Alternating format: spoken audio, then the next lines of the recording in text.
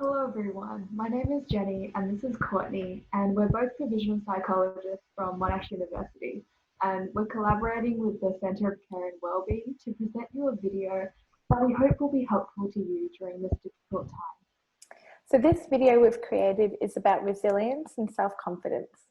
We'll start by talking about these words and why they're important, how they relate to grief and loss, how they can be helpful, and then we'll take you through a quick activity that we'll do together.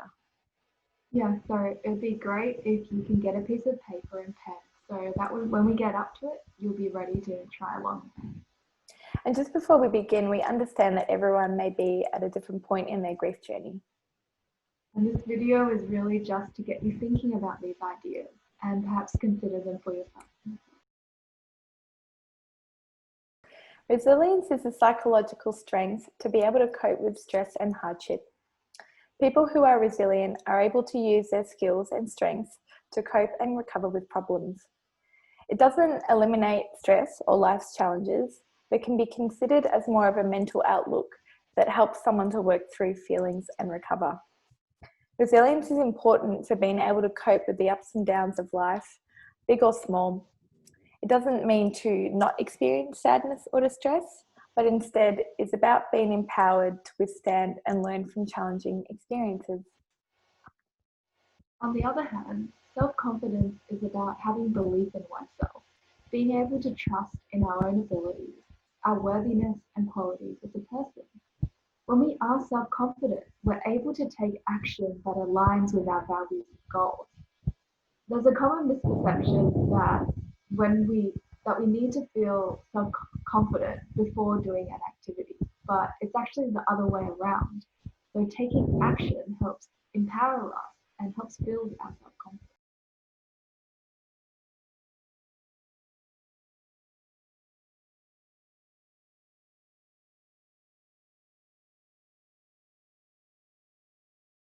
It can feel harder to feel resilient and self-confident when you're in the process of grief. Losing someone you really loved and cared for can leave us feeling more sensitive and vulnerable, and it may feel like everything impacts us more. A lack of confidence and resilience can involve a sense of powerlessness and a lack of control within our lives. When we talk about building resilience and self-confidence, we're not suggesting to ignore your feelings and simply try to move on. We're suggesting that it can be helpful to focus on building these qualities whilst you cope and adjust to your new day-to-day life.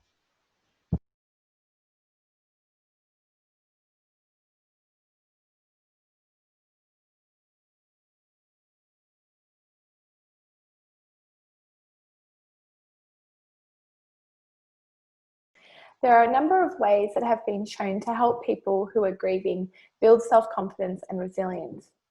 For example, practicing meditation, connecting with friends and families, as well as other people who have experienced bereavement, and finding a hobby or activity you enjoy. Building self-confidence and resilience helps us to look after ourselves and bring meaning and fulfillment into our lives. So we've decided to focus on one of those options, finding a hobby or activity that you enjoy. And this is where you'll need that piece of pen and paper. We're just going to take you through how you could go about selecting one. So we're now going to brainstorm activities that we know we've enjoyed in the past, as well as some that we think we may enjoy but have never done.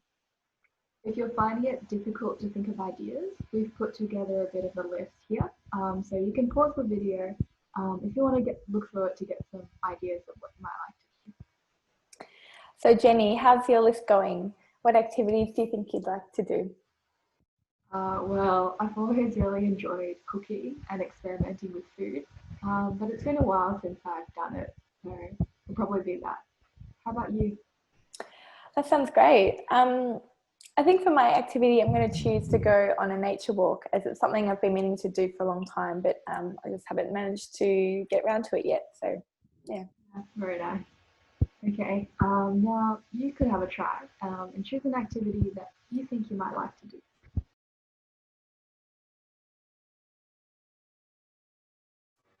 So now that we've chosen an activity, we should just go out there and do it right.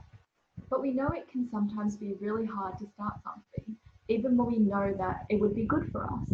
Our mind can make up a lot of excuses as to why we shouldn't do it, and it can feel very overwhelming.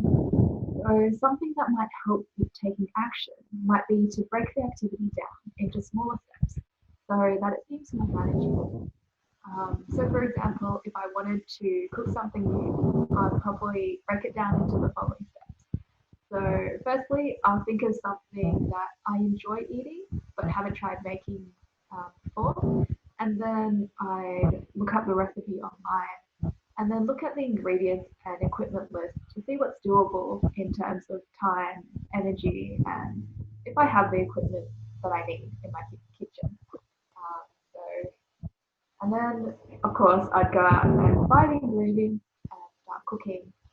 And after I finish cooking the food, I like to take pictures of it and maybe share it with friends and family. That sounds great.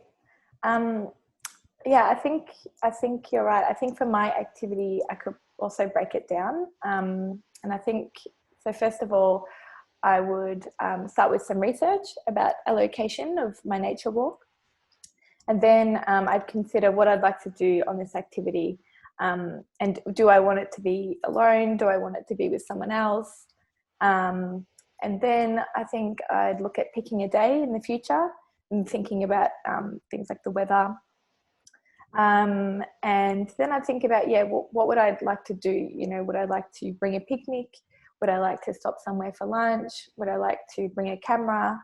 And then I guess on the day, just check in with myself and make sure that, you know, I'm feeling up to it. And if I'm not feeling up to it, then that's also okay. And, you know, I can postpone it. So, yeah. It's natural to withdraw from social interactions and activities when we are going through grief. Yeah, and so selecting and doing an activity, no matter how simple or small, that brings us some joy can really help us, as it can provide an outlet for expressing emotions, help us to cope and develop some resilience, and also helps to build back some confidence in ourselves, which can be impacted from losing someone that we love.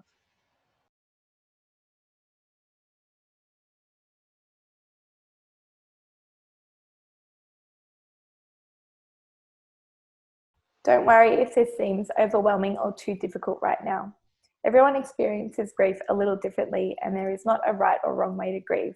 It can be full of ups and downs, highs and lows. The grieving process takes time, and it's important to be gentle and patient with yourself and allow the process to just unfold as it does. What we've spoken about today are just some suggestions of what you might find helpful now or in the future to build your resilience and self confidence after experiencing a loss. We really like this quote because we felt it really captured how grief is not a linear process. We know that the grief journey is really unique to each person and that it involves lots of ups and downs. We shouldn't try to fight it, and nor should we let it carry us away. Slowly, we learn to adapt and continue on. Wherever you find yourself today, do take care and try to be patient and kind to yourself. Thanks so much for being here.